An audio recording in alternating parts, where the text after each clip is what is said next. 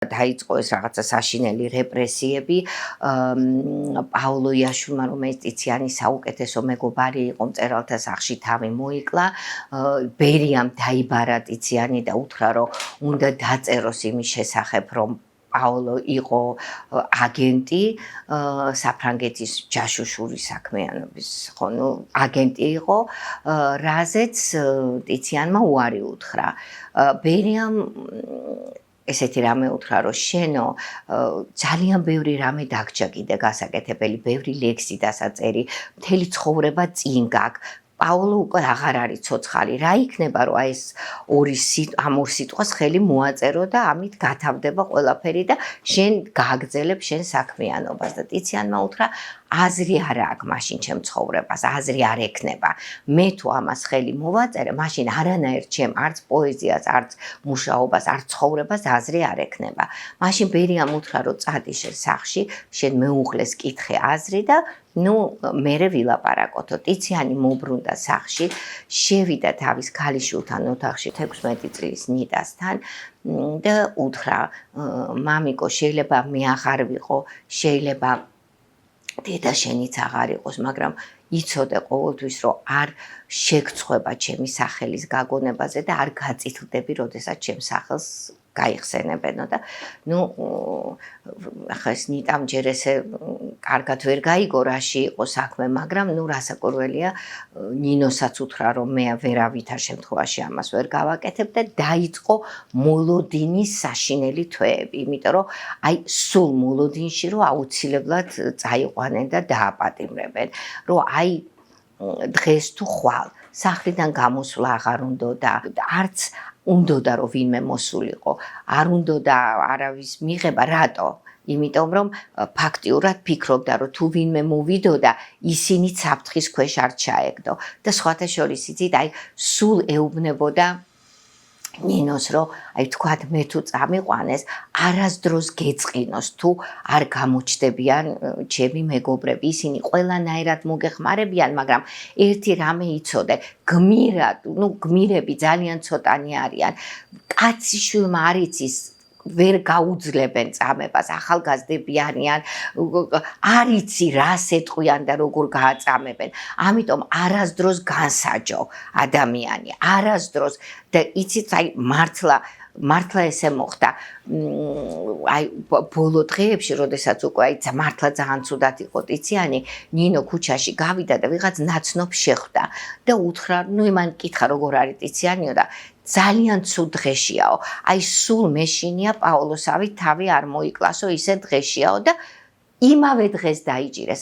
იმავე დღეს ამ ნაცნობმა ეს ამბავი მიიტანა, სადაც საჭირო იყო და ეთყობა იფიქრეს, ახლა ამანაც თავი არ მოიკლასო და იმავე დღეს დააპატიმრეს. მაგრამ რა მინდა გითხრათ, ვინ იყო ის ადამიანი, არ ვიცოდით არავინ.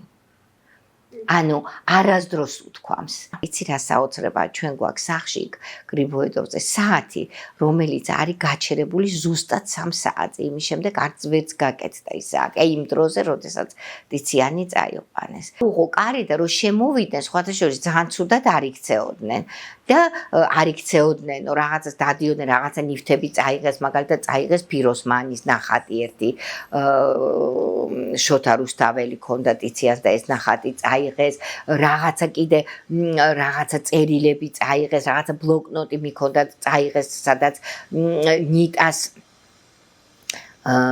უწერდნენ წერლები რაღაც იმებს და ნიტამ ესო რატომ მიგაქვთო, ესო ჩემიაო და მამა მიყვავსო და ეხა შენ მაგის დარდი გაქო. დედამ ნიტამ ჩააბარა რუსულ ფილოლოგიურზე, იმიტომ რომ წასულიყო ციმბირში, იქ რო ვთქვათ რაღაცა დაჭირვებოდა, რომ იქ ყოფილიყო. და ნინომაც გაჭირვების წლებში, როცა ესე ძალიან უჭირდათ, სახლიდან არაფერი გაუყიდია, ნივთები, ყველაფერს ინახავდა და ამბობდა, რომ ტიციანი რო დაბრუნდება, გაეხარდება. ის კი არა რაღაც ახალს რო შეიძენ და ამბობდა, ტიციანი რო მოbrunდება, ნახავს. არის ესეთი რაღაცა ძალიან საინტერესო წერილი, სადაც ნინო წერს პასტერნაკს, რომ დაგვიბარეს კგბ-ში და იქ ნიტა ანუ ქალიშვილმა არ მითხრა ამის შესახებ, იმიტომ რომ იფიქრა რაღაცა ძალიან ცუდი ამბავია ალბათ და მივიდა და იქ უთხრეს რომ ტიციანი ცოცხალია, ალბათ მალე დააბრუნებენ, რომ ძალიან კარგად გზნობს თავს და უბედნიერესი მოვიდა ნიტა სახლში. მე კიდევ ერთ-ერთ წერილში ნინო წერს რომ აი მეზობელი შემოვიდა ჩემთანო და მომიყვარო ციხეშიო, ჩემი ნაცნობი იყო და იმან თქვა რომ აი ჩვენი იმაში კამერაში ერთად ვიჯექითო ტიციან ტაბიძესთან ერთადო და ალბათ მალე გამოუშვებენ, კარგად არის და ჯანმრთელად. ესეთი პოლიტიკა იყო მიზად მიმართული, რომ აი ბოლომდე სიმართლეს არ გეუბნებოდნენ და რაღაცა იმედს გიტოვებდნენ. არ ვიცი და რატო იყო ეს საჭირო. რეაბილიტაციის შემდეგ კიდე სულ იმედი იყო რომ ცოცხალია. მე უკვე ისევ პასტერნაკთან მიწერილი წერილიდან ჩანს რომ წერს ამ წერილში გავიგე რომ ტიციანი თურმე დეკემბერში დახვრით. მე რა თქმა უნდა ვამზადებდი ჩემს თავს იმისთვის რომ ტიციას ვეღარ ვნახავდი, მაგრამ ვერ წარმოვიდგენდი რომ მომიწევდა იმის გაგება რომ ის დახვრიტეს 37 წლის დეკემბერში საშინელი ტანჯვის მერე. მერე უკვე როდესაც გახსნეს არქივი, მერე იმ არქივიდან არის ცნობილი რომ აბრალებდნენ რომ ესე იგი იყო ჯერ ჯაშუში და რაღაც ჯაშუშურ საქმიანობას ეწეოდა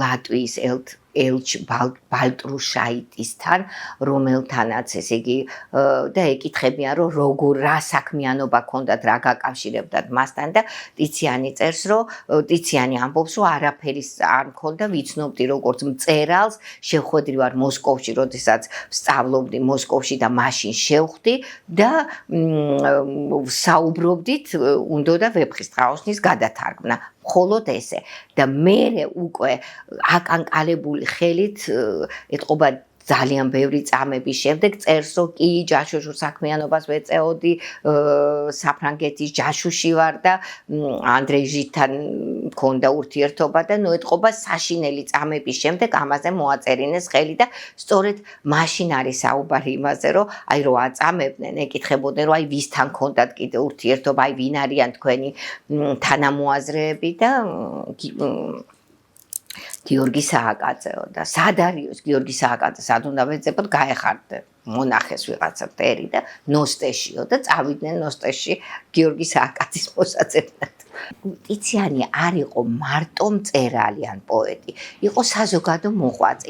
ჭკვიანი, განათლებული, გონიერი ადამიანები რასაკვირველი არ უნდათ რომ ყოფილიყვნენ, იმიტომ რომ ის ხალხი იყო, რომლებსაც თავის ჭკუაზე ვერ ატარებდნენ.